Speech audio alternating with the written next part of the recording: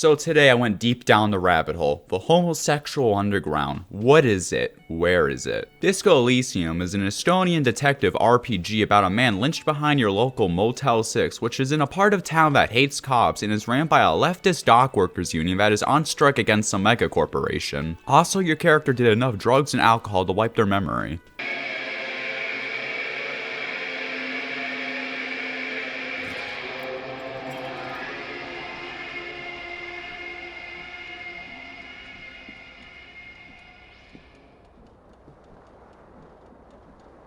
You wake up in your hotel room in nothing but your underwear. After discovering you are a cop investigating a murder, you use nothing but the voices in your head and your Asian sidekick to get the answers you want.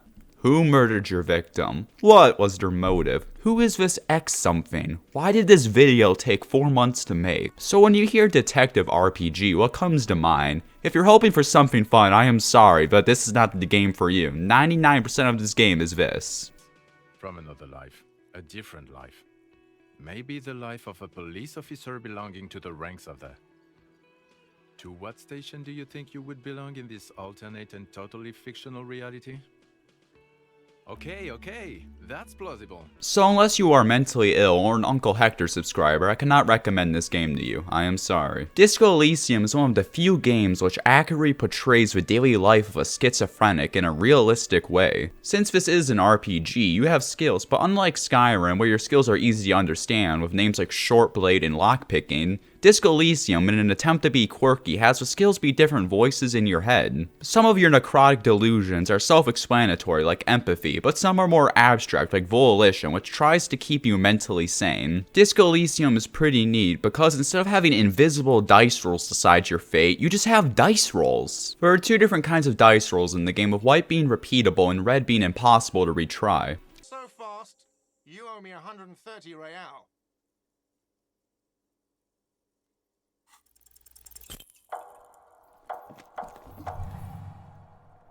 Failing a red skill check can have some pretty serious consequences, so it's best that you raise your skills before attempting one. There are a couple ways to increase your stats. Around the map you can find different pieces of clothing which can increase or decrease them. And all drugs, liquor, and cigarettes all have the ability to increase your stats with very little negative effect. One of the many systems in this game which makes it quirky and unique is the thought cabinet. And as the main writer for the game, Robert Kurvitz, said, it's this game's equivalent to loot after combat. If combat was talking to a strangely flamboyant smoker and the loot was a pretentious paragraph about how you're obsessed with homosexuals, then yeah, I guess the metaphor works well. But thoughts are basically just stat increases or lore knowledge that you unlock through dialogue or reaching some kind of milestone. Disco Elysium explores the exciting life of being an alcoholic, drug-riddled detective. Like in Deus Ex and the real world, alcohol and meth are purely beneficial to you with barely any negative side effects. The game even doubles down with all of this, with sobriety actually being bad for you in this game.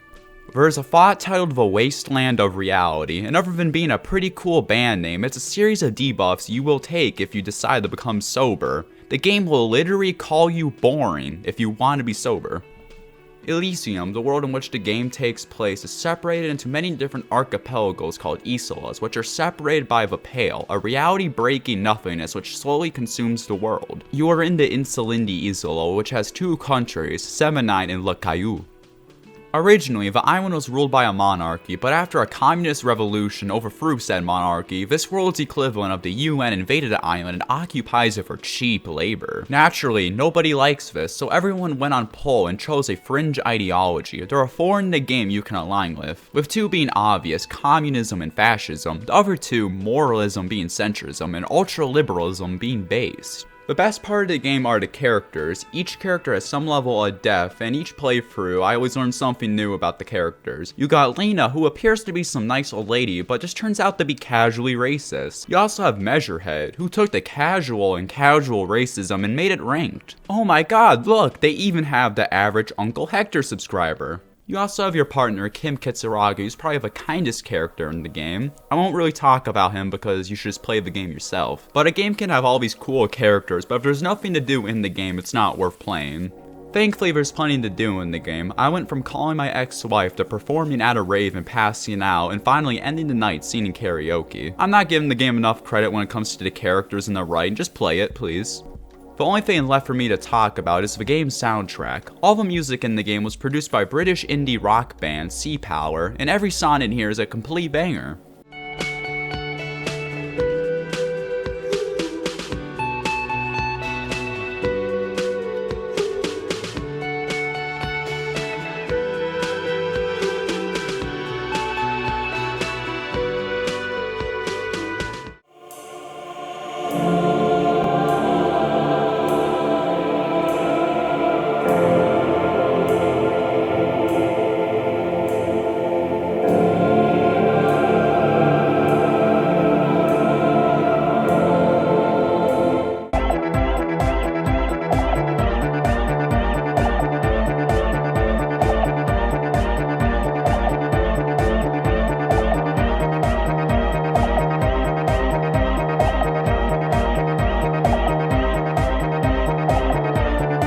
Verdict. Get the game now. It's like 20 bucks. If you don't like it, you can always refund it and leave a Steam review saying this game is a Clinton Foundation ploy to undermine Christian values in the youth. Bye!